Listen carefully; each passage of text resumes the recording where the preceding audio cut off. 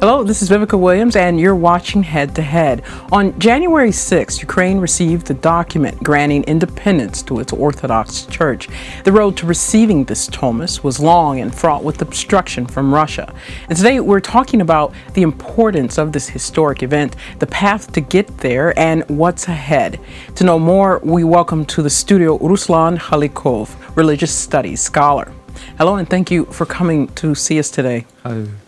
So, Ruslan, we know that this is not the first step, as many of us may believe, but this is actually one step in a road. What was the first step to Ukraine, the Ukrainian church getting independence? The previous step was actually when the act of 17th century cancelled this autumn, last autumn actually, because based on this act, Russian Church thought that Ukrainian territory, Ukrainian Kievan metropolis was under Russian canonical territory, Russian Church canonical territory.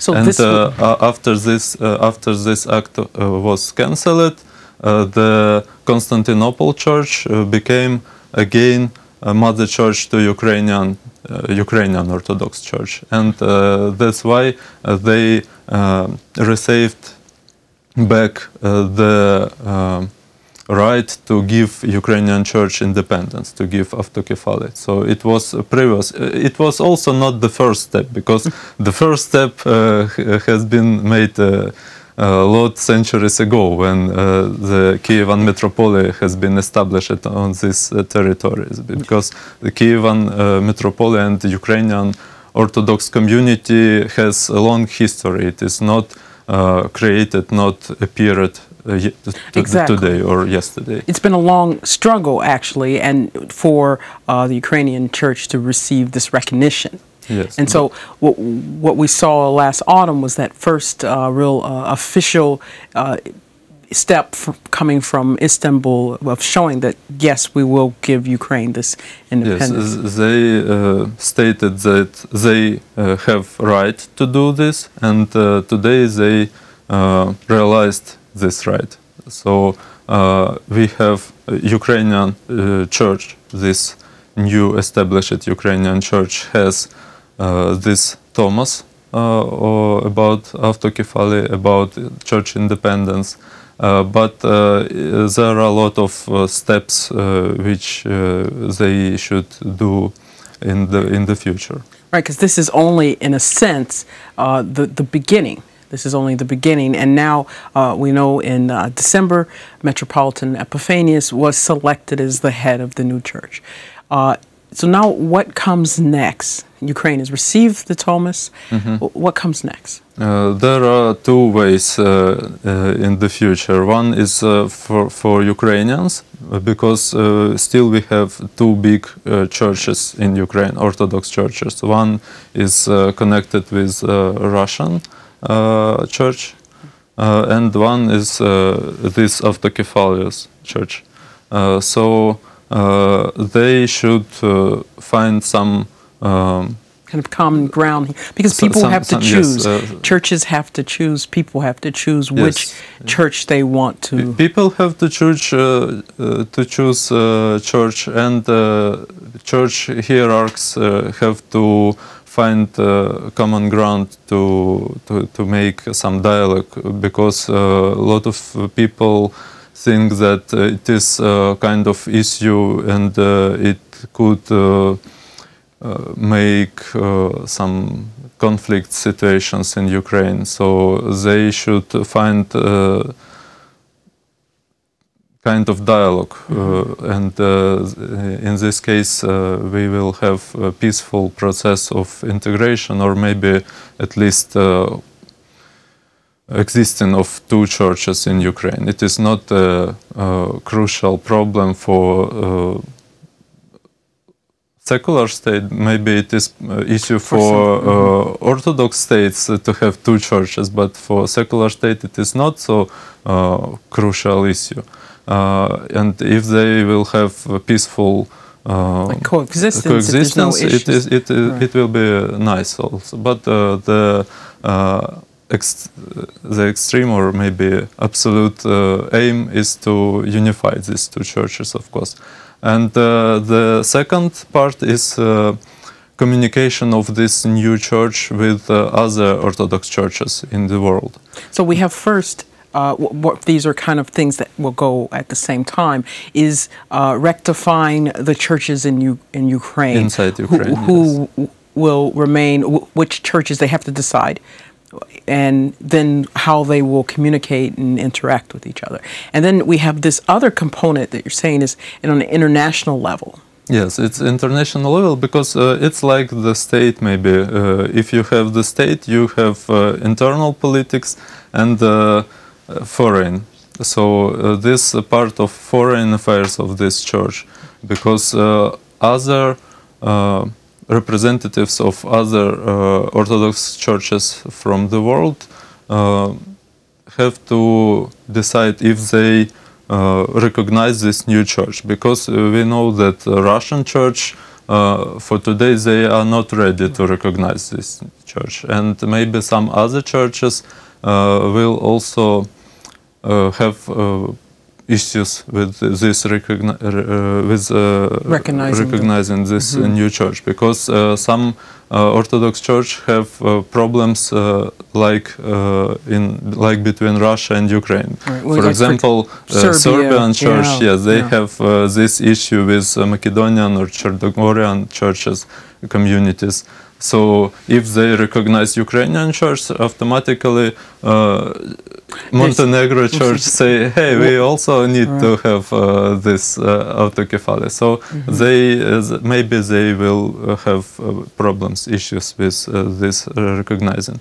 And some other churches also can maybe not recognize new church immediately. Maybe they will make it in some period of time. And but this situation with granting independence to Ukrainian Church and this process of dialogue between Constantinople and Moscow and between other churches, it is a good challenge to Orthodox community of the world, because if you have challenge, you should answer on it, and maybe it will be a way to the future of the churches, because they need today to make new system of relations between different Orthodox churches, between different Christian communities, not only Orthodox, because we have Greek Catholic, for example, church in Ukraine, and they also need to make some relations with Orthodox Church of Ukraine. So it is a challenge, and it is maybe a chance to Christians of the world to make new system of relations and to make the step to the future. So it is an important step not only for Ukrainian and near Ukrainian context. It is important step for Christianity at all. And not only Christianity. Just recently, Sheikh Saeed Ismailov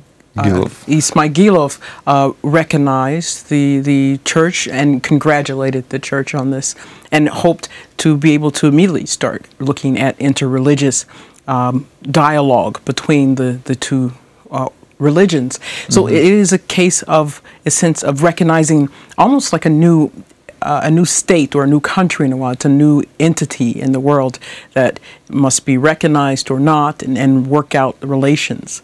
And one of the issues that was a concern that we often see in Russian media and propaganda, stoking this fear that Ukraine will confiscate all of the churches and the things of the Moscow Patriarch.